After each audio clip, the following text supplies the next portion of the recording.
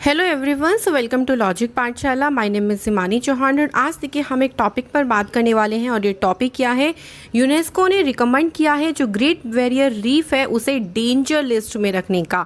सो देखिए अभी ये रिकमेंडेशंस हैं, अभी इस पे आगे क्या प्लान होंगे, क्या ये डेंजर कैटेगरी में फुलफिल मतलब ये फाइनली रखा जाएगा या नहीं रखा जाएगा, और ये ग्रेट बैरियर रीफ होता क्या है और रीफ क्या होता है यानी मूंगा चट्टान, कोरल रीफ, ये सब क्या होता है और ऐसा क्या हुआ है ऑस्ट्रेलिया में कि इसको डेंजर की कैटेगरी में रखने की बात आ गई है। सो ये सारी चीज़ों को हम लोग इस वीडियो में कवर अप करेंगे। कंप्लीट वीडियो देखिएगा, छोटा सा टॉपिक है बट आपके लिए काफ़ी इंपॉर्टेंट है एग्जाम पर्पज़ से। तो शुरू करते हैं आज के इस क्लास को। तो देखिए न्यूज़ क्या है, सबसे पहले हमें पता होना चाहिए। तो देखिए न्यूज़ है कि जो यूएन कमेटी है उससे रिकमेंड किया है कि जो ग्रेट बैरियर रीफ है ये ऑस्ट्रेलिया में है। ठीक है, अभी हम इसको डिस्कस भी करेंगे। To the list of in danger world heritage site, देखो ये वर्ल्ड हेरिटेज साइट भी है ऑल्सो, लेकिन वर्ल्ड हेरिटेज साइट के होने के बावजूद भी इसको डेंजर लिस्ट में रखने की बात कही गई है because of impact from the climate crisis, क्योंकि इतना ज़्यादा क्लाइमेट क्राइसिस, इतना ज़्यादा एनवायरनमेंट का इस पर बहुत इफेक्ट पड़ रहा है, उसकी वजह से इसको डेंजर की लिस्ट में रखने का फैसला, अभी देखो फैसला कंप्लीटली नहीं लिया गया है, सिर्फ ये बात कही गई है, इसको रिकमेंड किया गया है। ठीक है, तो आप लोग मुझे अभी कमेंट करके आंसर बताएं कि ग्रेट बैरियर रीफ को वर्ल्ड हेरिटेज लिस्ट में या साइट में कब शामिल किया गया था, उसका ईयर बताइएगा। इस वीडियो में ही आप लोगों को इसका आंसर मिल जाएगा। आप ये पे साथ में वीडियोस भी देख रहे होंगे कि इस तरीके देखो ये बहुत सुंदर जो है वो ये रीफ होते ही हैं और भाई इसी को ही डेंजर की बात कही गई। तो ये ऑस्ट्रेलिया के लिए एक बहुत बड़ी बात भी हो सकती है भाई, क्योंकि पहली बार ऐसा होगा कि किसी वर्ल्ड हेरिटेज साइट को डेंजर कैटेगरी में रखने की बात कही गई है। सो ये ऑस्ट्रेलिया के लिए काफ़ी, आप कह लो कि उसकी रेपुटेशन के लिए या ऑस्ट्रेलिया के एनवायरनमेंट के लिए अच्छी बात बिल्कुल भी नहीं है। एक तरफ देखो ये क्लाइमेट क्राइसिस भी है, लेकिन दूसरी तरफ क्योंकि चाइना भी इसे सपोर्ट कर रहा है तो ये स्ट्रेटेजी भी कही जा सकती है। तो ऑस्ट्रेलिया की गवर्नमेंट ने कहा है कि ये स्ट्रेटेजी है कि ये दिखाना की कोशिश की जा रही है कि भाई ऑस्ट्रेलिया में एनवायरनमेंट अच्छा नहीं है, वहाँ की मरीन जो इकोसिस्टम है वो प्रोटेक्ट नहीं है और हम इसके लिए कुछ नहीं कर रहे। तो ये सब एक गवर्नमेंट स्ट्रेटेजी भी हो सकती है। ठीक है, ऐसा ऑस्ट्रेलिया के गवर्नमेंट का कहना है। बट देखो ये सब चीज़ें पहली बार नहीं हुई है कि सिर्फ इसको पहली बार वार्निंग दी है, ऑस्ट्रेलिया को पहली बार ऐसा बोला गया है, नहीं। इससे पहले अगर हम कुछ चीज़ों के बारे में डिस्कस करें तो देखो 2012 में एक कमेटी बिठाई गई थी जिसने पहली बार ऑस्ट्रेलिया को वार्न किया था कि आप इस रीफ को लेकर कुछ ना कुछ करिए, आप इसको प्रोटेक्ट करने के लिए कुछ ना कुछ करिए क्योंकि ये डेंजर लिस्ट में आता जा रहा है। लेकिन ऑस्ट्रेलिया ने इस पर ध्यान नहीं दिया, कोई भी ऐसा प्लान या कोई भी ऐसा टारगेट फिक्स नहीं किया कि हम इसको क्या करें, प्रोटेक्ट करने की कोशिश करें। उसके बाद ये डिसीजन फिर रिपीट किया गया 2013 में, 2014 में फिर से इनको बोला गया कि आप कुछ ना कुछ करिए भाई, धीरे धीरे करके इनका जो हैबिटेट है, इनका जो एनवायरनमेंट है वो खतरे में है, तो आप लोगों को कुछ ना कुछ करना पड़ेगा। बट फिर भी ऑस्ट्रेलिया ने कोई डिसीजन नहीं लिया। लेकिन उसके बाद 2015 में ऑस्ट्रेलिया की गवर्नमेंट के द्वारा डिसीजन लिया गया रीफ 2050 प्लान।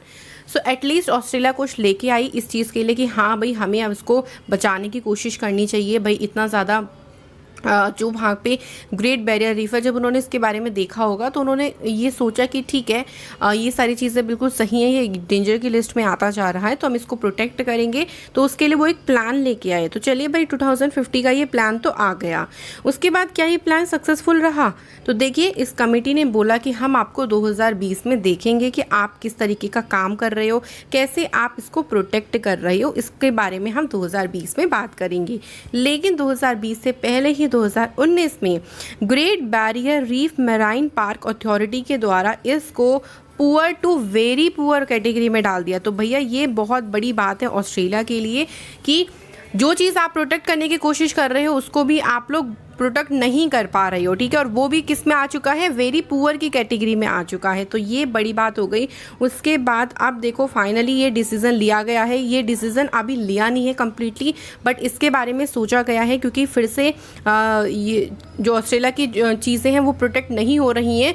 तो यूएन का ऐसा कहना है कि भाई इसको अब डेंजर की कैटेगरी में डाला जाएगा अगर आपने अभी भी कुछ नहीं किया हो। बाकी इस पर अभी देखो कमेटी बिठाई जाएगी, वो अपनी रिपोर्ट वगैरह देंगे, देन फाइनलाइज होगा। लेकिन 2020 में एक बात हुआ था, देखो एक क्राइसिस हुआ था उस टाइम पे, बहुत सारी जो कोरल्स है ना वो उस टाइम मारी गई थी। तब गवर्नमेंट ने रिव्यू भी किया था द 2050 प्लान का, बट इतना ज़्यादा इफेक्टिव नहीं था वो प्लान। ठीक है, तो आप देखते हैं ऑस्ट्रेलिया की गवर्नमेंट के द्वारा क्या किया जाएगा इसके ऊपर। जब इसके ऊपर ऑस्ट्रेलिया की गवर्नमेंट कोई बात कहेगी या कोई डिसीजन लिया जाएगा, वो भी मैं आप लोगों को एक वीडियो में बता दूंगी। अब देखो, ये तो बात हो गई कि ऑस्ट्रेलिया में क्या चीज़ें हो रही हैं। अब यहाँ पे बार बार रीफ का नाम आ रहा है। रीफ को हिंदी में चट्टान कहते हैं। ठीक है, और जो कोरल रीफ है मतलब मूंगा चट्टान। तो जो रीफ होता है ना, वो एक रिज ऑफ मटेरियल होता है जो ओशियन के सरफेस के किनारे पे होता है। आपने देखा होगा जैसे ओशियन है, इसके किनारे किनारे पे आपने देखा होगा, या और ग्रेट बैरियर रीफ जैसे हम देखते हैं, बिल्कुल ऑस्ट्रेलिया के जो कोरल सी है वहाँ पर है इसका लोकेशन। तो बिल्कुल ये क्या होते हैं, ओशियन के सरफेस के किनारे पर होते हैं, पास में होते हैं। और ये नेचुरली, देखो नेचुरली भी होते हैं, आर्टिफिशियली भी होते हैं। ठीक है, आर्टिफिशियल जो है वो उनको ह्यूमन बीइंग के द्वारा बनाया गया है कुछ रीजंस की वजह से। कुछ रीज़न उसके बारे में मैं बताऊंगी, लेकिन जो नेचुरल रीफ्स होती हैं वो मेड मतलब किससे बनी होती है, स्केलेटन ऑफ रॉक से बनी होती है, या फिर स्केलेटन ऑफ स्मॉल एनिमल जिन्हें हम कोरल्स कहते हैं। छोटे छोटे एनिमल्स जो समुद्र में होते हैं, सीज में होते हैं, उनके जो स्केलेटन है उससे मिलके वो बन जाती हैं, या फिर चट्टानें हैं उनसे मिलके नेचुरल रीफ्स बन जाती हैं। कोरल रीफ की बात करते हैं। कोरल रीफ को हिंदी में बोलते हैं मूंगा चट्टान। तो ये आपको बहुत मतलब अंडर वाटर स्ट्रक्चर्स मिलेगा। ये भी जो कॉलोनियल मैराइन इनवर्टिब्रेट्स होते हैं, इनके स्केलेटन से बने होते हैं, जिन्हें कोरल कहा जाता है। और ये पानी से ना, सी वाटर जो होता है ना, वहाँ से कैल्शियम कार्बोनेट को एक्सट्रैक्ट करते हैं, लेते हैं, और उनसे एक हार्ड फॉर्म बना लेते हैं। बहुत हार्ड रहते हैं ये। मैंने आपको जो वीडियो दिखाई थी उसमें आपने देखा होगा कि बहुत हार्ड इनका सरफेस रहता है। तो ये चिपके रहते हैं कैल्शियम कार्बोनेट से। और वेरी इंपॉर्टेंट, ये वन लाइनर क्वेश्चन में बहुत बार पूछा गया है कि रेन फॉरेस्ट ऑफ द सी किसे कहा जाता है। सो सम टाइम इनको कोरल रीफ्स को रेन फॉरेस्ट ऑफ द सी भी कहा जाता है। ठीक है, तो ये बात हो गई मूंगा चट्टान होता क्या है। अब देखो, आर्टिफिशियल रीफ के बारे में थोड़ा सा आप लोग समझ लीजिए, क्योंकि ये मानव के द्वारा बनाया गया है, ह्यूमंस के द्वारा बनाया गया है। तो 3 रीज़न के द्वारा इसको पर्पस से ध्यान में रखते हुए इसे बनाया गया है। पहला रीज़न है कोस्ट लाइन को प्रोटेक्ट करना। भाई जो कोस्ट लाइन है, समुद्र का तट है ना, जैसे ये समुद्र है, मान लीजिए इधर सी है, तो ये जो तट है समुद्र का, इसको ये बचाता है, प्रोटेक्ट करने का काम करता है। ठीक है, जैसे तूफान वगैरह आ जाते हैं ना बिटवीन द कोस्ट और जो ओशियन, उसके बीच में बहुत तूफान आते हैं, तो ये बचाता है, ये बैरियर की तरह काम करता है। ठीक है, आपको ध्यान रखना पड़ेगा, बहुत ही इंपॉर्टेंट रीज़न है। और जैसे आपने देखा ना, मालदीव्स का जो आइलैंड है, nation in the Indian ocean में है, उसमें भी एक रीफ को कंस्ट्रक्ट किया गया है ताकि साइक्लोन से और जो अदर फैक्टर्स हैं उनको हम लोग बचा सकें। ठीक है, इसके बाद दूसरा रीज़न क्या है, people construct reef is to promote sea life for recreation and aquaculture. तो देखो, जो रीफ इकोसिस्टम है ना, वो बहुत डाइवर्स हैं। प्लांट्स आते हैं उसमें, एल्गी हो गया, स्पॉन्ज हो गया, फिश, क्रैब, सी टर्टल्स, जितने भी ऑर्गेनिज्म हैं ना, वो मतलब उनको एक तरीके से हम क्या कर रहे हैं, उनकी लाइफ को बढ़ाने की कोशिश की जाएगी, उनकी लाइफ को एक्सटेंड या प्रमोट आप कह सकते हो। ठीक है, और आपने देखा होगा जो बहुत ही ज़्यादा ब्राइटली कलर के रीफ होते हैं वो हेल्दी होते हैं, जो जिनका कलर बहुत कलरफुल सा होता है। ठीक है, तो ये आपको, ये दूसरा रीज़न है। तीसरा रीज़न इसलिए बनाया गया है ताकि वेव पैटर्न क्रिएट किया जा सके। आपने देखा ना, सर्फिंग बहुत लोग करते हैं, और आजकल तो बहुत स्पोर्ट्स को भी इसको प्रमोट किया जा रहा है। तो सर्फिंग तभी हो सकती है जब एक अच्छी सी वेव जो है वो क्रिएट हो सके।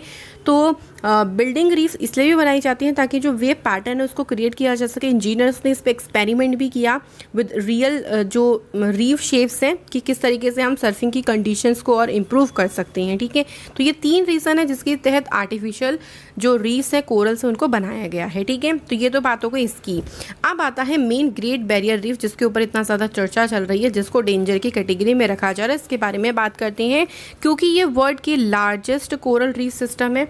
ये आपसे पूछा जाता है कौन सा कोरल रीफ सिस्टम है, तो ग्रेट बैरियर रीफ कहाँ पे है, ये ऑस्ट्रेलिया। ये 2 चीज़ आपसे क्वेश्चन यहीं पूछी जाएंगी।